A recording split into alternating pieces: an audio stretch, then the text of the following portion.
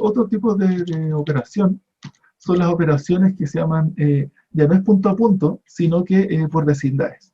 ¿Cierto? Que lo que estamos viendo recién era un píxel, depende de ese mismo píxel de la imagen anterior. Pero ¿qué tal si queremos hacerlo depender de su entorno? Entonces el resultado, el píxel resultante, este 92, va a depender del anterior, pero también de sus vecinos. ¿Y cómo los vamos a hacer depender de ellos? Mediante una ponderación. Y vamos a tener una ventana de ponderadores. ¿Ya? Y por ejemplo, aquí tenemos, vamos a ponderarlos todos iguales y uno más para el centro. Y entonces esto es como un promedio. Entonces lo que vamos a hacer es que vamos a promediar su vecindad. Entonces este número de acá es el promedio de estos 9 números según estos pesos de acá. Y la operación de convolución lo que hace es que esto lo va operando para cada uno de los píxeles. ¿Ya? Por tanto, este valor 110 se calculó promediando estos 9 valores. ¿Okay? Entonces se centró en este 115 y se promedió con su vecindad. Y este valor 120 acá fue el del lado. ¿Ok? Y la pregunta siempre viene, ¿y qué hacer con la esquina, con los bordes? Por ejemplo, en este caso, el valor 69 depende del 65 y su vecindad. ¿Ok? ¿Y qué pasa cuando no cabe el kernel? Ya, en este ejemplo, que fue sacado este libro de ahí, si es que no cabe el filtro, entonces se ignora y se reduce el tamaño de la imagen final. Puede ser, en realidad es un detalle, porque si la imagen es de 640 por 480 y un filtro de 3x3, si uno reduce la imagen, va a perder unos 2 píxeles por lado. No es gran cosa. La otra opción es que uno asume que hay ceros, por ejemplo, y ahí uno puede generar el valor de esto, y ahí uno puede completar qué valor iría acá, eh, tomando el promedio de esto para ver ceros. Si uno pone puros ceros aquí, entonces, claro, en la imagen final va a aparecer como un marco negro, un marco oscuro, entonces quizás no es tan buena idea. Lo que algunos hacen es que ponen tomar esta fila extenderla al infinito. Entonces aquí van a quedar como que son puros 45, puros 46 para allá. Ya eso puede ser, también es buena idea. Hay veces que eso a uno no le gusta porque esto es como aquí en estos números hay una oscilación, entonces aquí uno asume que queda como constante. Y no le gustaría seguir oscilando para mantener la forma de la imagen. Y de hecho algunos lo que hacen es que hacen round robin y el píxel de acá sería el 133. Y el que sigue es 137. Para hacerlo circular. Eso sí tiene sentido para patrones y cosas repetitivas. ¿Okay? Bueno, uno decide ahí cuando calcula la convolución qué tipo de extensión de bordes uno quiere. ¿Okay? Pero vean aquí esto. Interesante preguntarse qué va a generar este kernel. Si esto es una imagen, y acá hay una imagen que es un árbol, con un sol, no sé, y hacemos convolución con este kernel, ¿qué vamos a obtener acá? Independiente de los bordes, bueno, ignoremos a lo mismo el borde. ¿Qué va a aparecer acá? Ver la imagen es promediar las vecindades. Entonces, esencialmente lo que va a hacer es que va a ser todo un poco más difuso. Y va a aparecer el mismo árbol, pero un poco difuminado con el entorno. Entonces, va a aparecer la misma figura. Esto se le llama un filtro pasabajos. Y bueno, cuando veamos transformada Fourier, ahí se va a entender por qué se llama así. ¿Ya? Entonces, este filtro es un filtro ya conocido que se le llama el filtro de Blur. ¿Vale?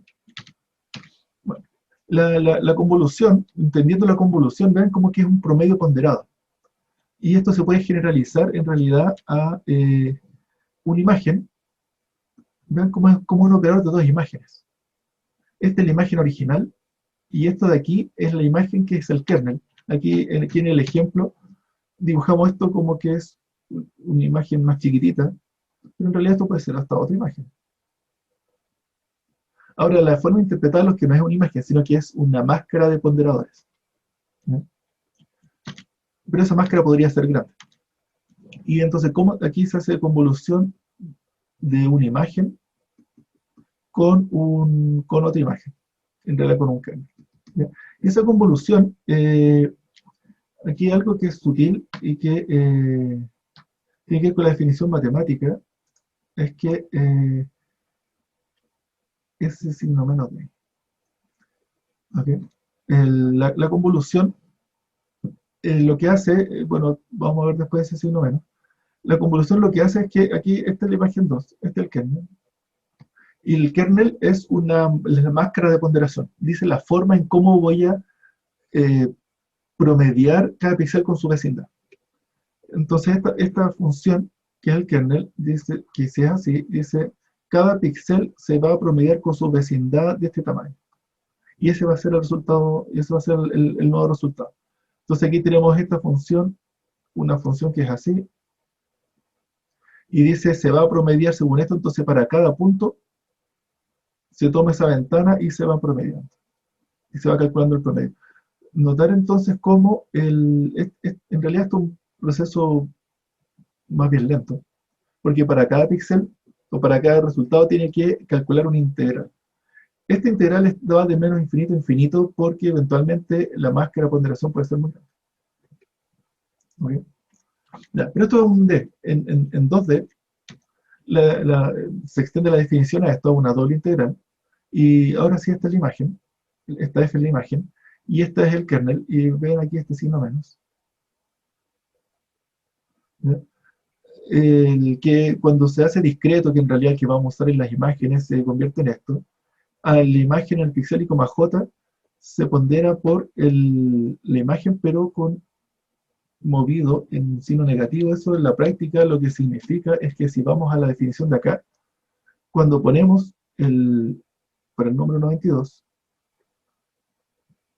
60 el 96, tenemos este kernel, este peso 0.1 está ponderando al 65. Y este peso 0.1 está ponderando al 98. ¿Ya? Esto es una sutileza y que cuando, por ejemplo, este kernel de Blur no hace diferencia,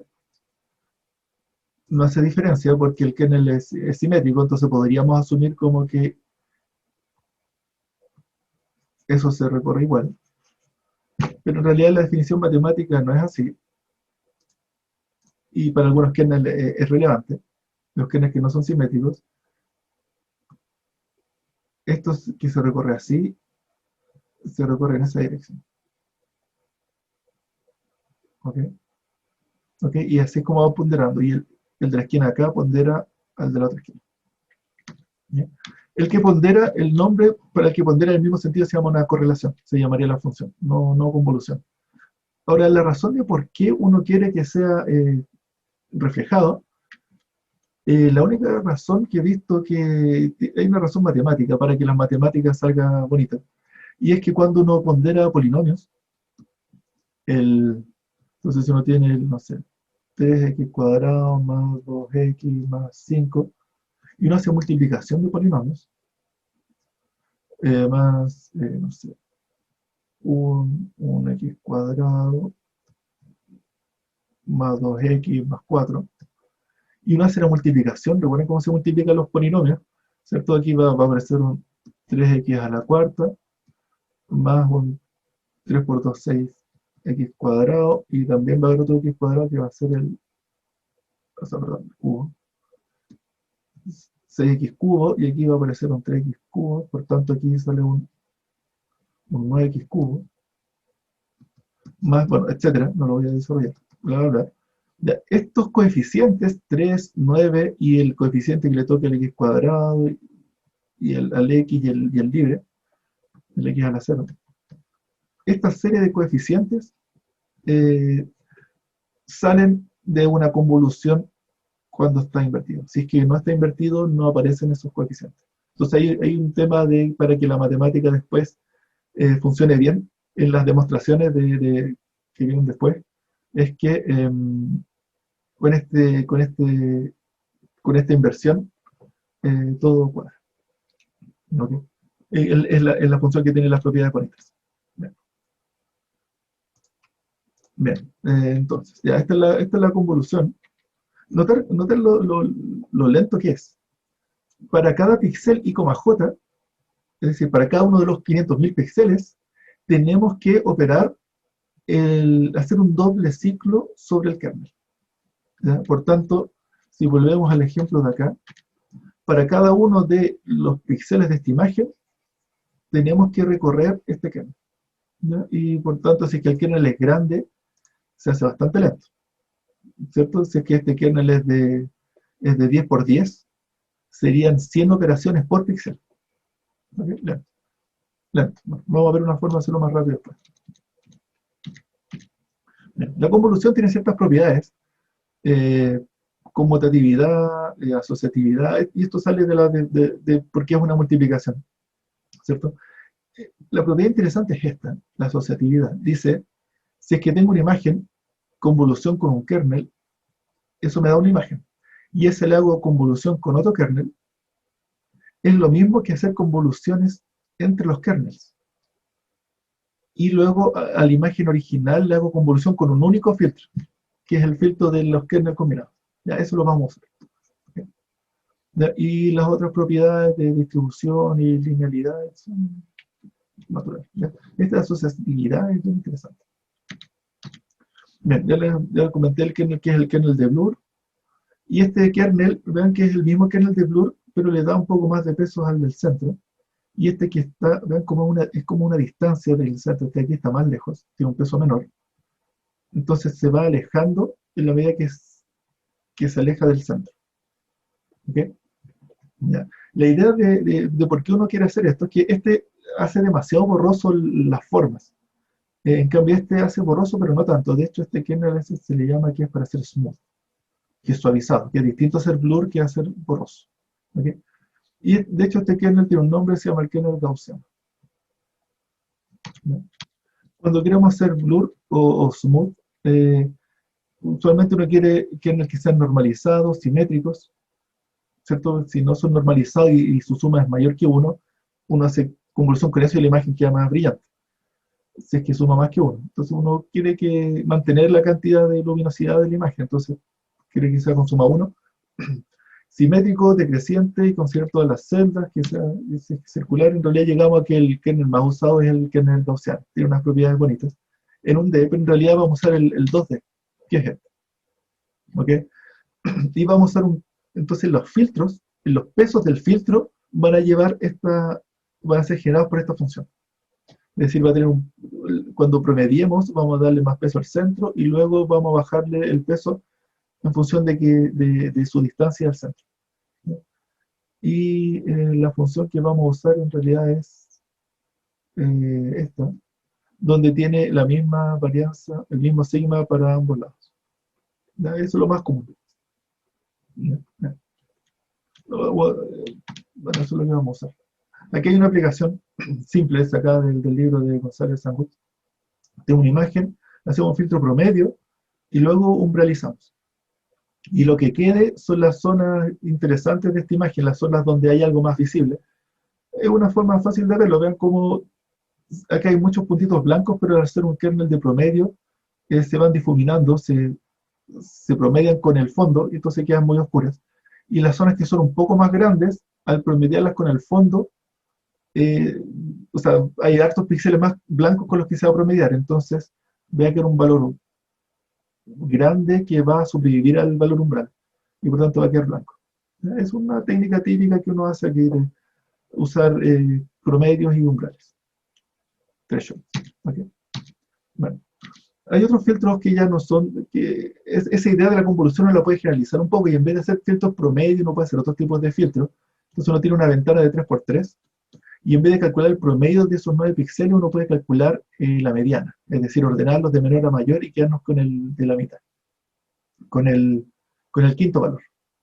O sea que puede ser cualquiera de esos, pero entonces eso no es ni el menor ni el mayor valor. Ese filtro es útil cuando hay ruido de este tipo. De hecho, este ruido aparece a veces en imágenes, videos con poco contraste o con baja luminosidad, empiezan a aparecer estos efectos de puntos blancos y puntos negros. Si hacemos un filtro promedio o algo gaussiano, esos puntos blancos y puntos negros se distribuyen y arruinan más la imagen. Y lo que hay que hacer para quitar ese brillo, esos puntos, es calcular el promedio. Y ahí nunca se va a seleccionar ningún punto blanco ni negro, porque siempre van a estar en los extremos y por tanto nunca se elige y ahí se filtra y queda mejor. Bien. Eso de da una ventana, tomar la mediana, uno puede empezar a hacer otras cosas. Uno dice, porque yo quiero en realidad el promedio de la zona central, y ahí uno empieza a jugar con los cuartiles, los percentiles, y uno puede hacer otro filtro, ahí hay hartos filtros. O el bilateral, que trata de hacer algo de tomar la zona central y promediar la central y quitar los outliers. ¿Okay? O el adaptive threshold, que trata de calcular, de la ventana, trata de calcular un umbral, dependiendo de esta ventana, para calcular el threshold. Entonces, esto es como hacer OTSU, este adaptive threshold, es como hacer un OTSU, pero con un umbral calculado por una ventana que se va moviendo. Bueno, y hay muchos otros filtros, en realidad no quiero resumirlo. Ahí vean la documentación. Y hay otro que a veces es útil, que son los filtros morfológicos, que se llaman la erosión y dilatación.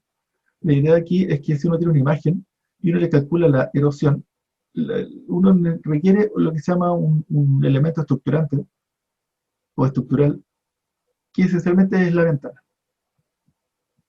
Y la erosión, lo que va a hacer, la erosión es que va a ir calculando la ventana, y si es que la ventana contiene un píxel negro, entonces ese píxel es negro. Si es que contiene en cualquier lugar un píxel negro, entonces ese negro se aumenta. Y va a quedar blanco solamente cuando todos los píxeles dentro de la máscara, del elemento estructurante, sea blanco. Entonces solamente cuando ese elemento estructurante sea 100% blanco, va a quedar blanco. ¿Okay? Y que se logra es que se borra un poco, la imagen se adelgaza. ¿Y por qué uno querría hacer esto? Porque se adelgaza, quita muchos píxeles, pero después uno lo agranda y uno le va a calcular la dilatación de la erosión, que es eso de ahí. Y uno tiene algo muy parecido al original, excepto que uno le limó y le limpió, le borró ruido. ¿Ya? Esto es una forma bien fácil de quitar ruido. ¿Ya? A veces uno hace la erosión de la dilatación y dependiendo de qué es lo que uno está limpiando, a veces funciona al revés, la dilatación de la erosión. Y eso, bueno, se llama el opening o el closing. ¿Ya? O a veces uno hace dos erosiones y dos dilataciones, ¿no? Y uno empieza a jugar con eso. Bueno, a veces uno lo usa, es como un rato.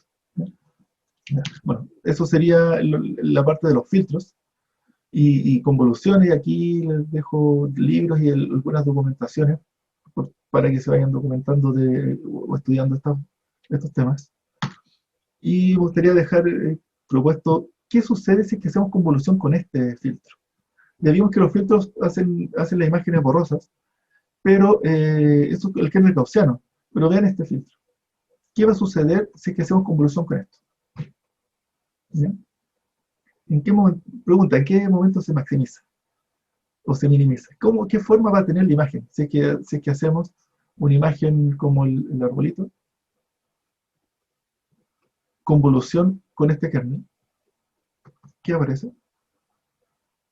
Bueno, piénsenlo y piensen en qué momento se maximiza qué cosas van a salir blancas y qué cosas van a salir negras. Acá.